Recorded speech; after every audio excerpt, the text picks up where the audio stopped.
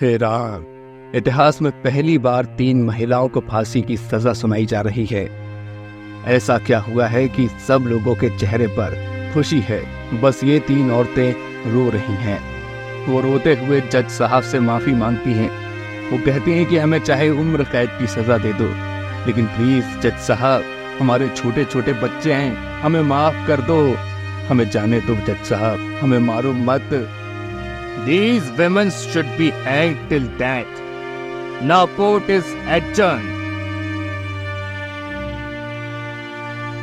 आंखों में आंसू लिए 3 औरतों को एक साथ फांसी दे दी जाती है। आई डोंट नो कैसे शुरू करूं आज की कहानी। खैर, एक बार की बात है, एक गांव था जहां सब लोग मिलजुल कर साथ में रहा करते थे। सब लोग बहुत खुश थे, हर कोई एक दूसरे की मदद करता था। मगर एक दिन उस गांव में एक भिखारी जैसा दिखने वाला आदमी आया और काम मांगने लगा। साहब, कोई काम है क्या? मैंने बहुत दिनों से कुछ भी नहीं खाया साहब, मेरी मदद कर दो साहब। अरे, तुम्हारी ऐसी दशा किसने की? आओ आओ आओ आओ, आप अंदर आओ भाई। शॉप वाला बहुत ही दयालु था। उसने भिखारी को खाना दिया और फिर अपनी ही दुकान पर काम भी दे दिया। उसको रहने के लिए घर भी दिया। और फिर आसपास के कुछ लोगों ने उस भिखारी को बहुत सपोर्ट किया। वैसे भी इंसानियत इसी को कहते हैं।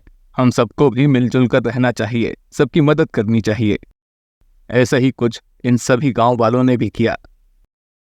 फिर कुछ दिन बाद वो भिखारी अपने 4 भाइयों को और अपनी पत्नी को भी गांव लेकर आ गया। और फिर उसके कुछ ही दिनों बाद और भी लोग उस गांव में आकर रहने लगे और सब लोग गांव में रहकर काम करने लगे। धीरे धीरे पूरे गांव में भिखारियों की आबादी बढ़ने लगी। उधर गांव के लोग खुश थे। वो सभी को बहुत सपोर्ट कर रहे थे क्योंकि उनको काम करने के लिए ईमानदार लोग मिल गए थे। गांव वालों को भी इन सभी पर बहुत ज्यादा विश्वास था। शुरुआत में सब कुछ अच्छे से चल रहा था, मगर एक दिन गांव में चोरी हुई। बाद में पता चला कि वो चोरी इन्हीं भिखारी लोगों ने की है। फिर गांव के सब लोगों ने उन सभी भिखारियों को गांव से निकल जाने के लिए बोला, क्योंकि इससे पहले गांव में कभी भी चोरी या कोई भी क्राइम नहीं हुआ था। मगर भिखारियों ने उल्टा गांव वालों पर ही अटैक कर दिया।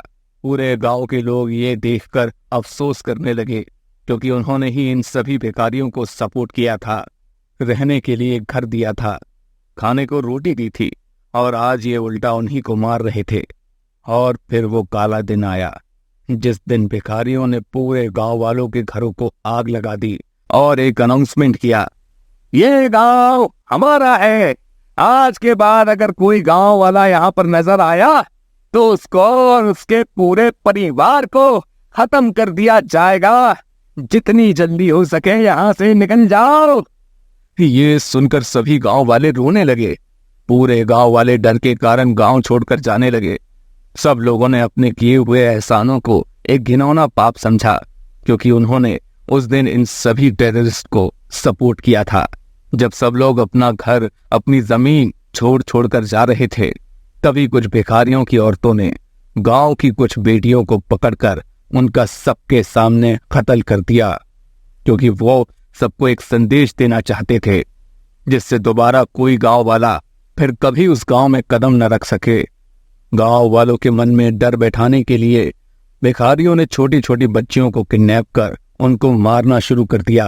ओह गॉड, ये इंसान नहीं, राक्षस थे, राक्षस। एक नेता आता है और उस गांव में फ्लैग फहराता है और बोलता है, एक एक जुर्म का हिसाब देना होगा, कोई नहीं बचेगा, जिसकी जमीन है उसको ही वापस मिलके रहेगी।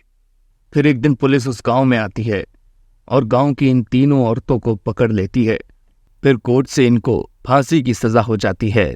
ये कहानी अकेले इस गांव की ही नहीं, पूरी दुनिया में ऐसा ही हो रहा है।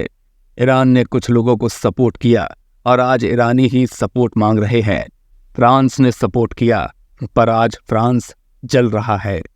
अब शायद हमारे देश का नंबर हो। ओह गॉड, लोगों को कुछ दिमाग दो। आज भी वो सभी गांव वाले अलग अलग शहरों में डर के साए में रहते हैं, सिर्फ इसी राह में कि कभी न कभी कोई आएगा और उनको इंसाफ दिलाएगा। अगर आपको हमारी वीडियो से कुछ भी सीखने को मिला हो तो प्लीज़ हमारे इस चैनल को सब्सक्राइब और वीडियो को लाइक ज़रूर करें। बहुत ही जल्द और भी ऐसी ही मज़ेदार कहानी देखने को मिलेगी आपको।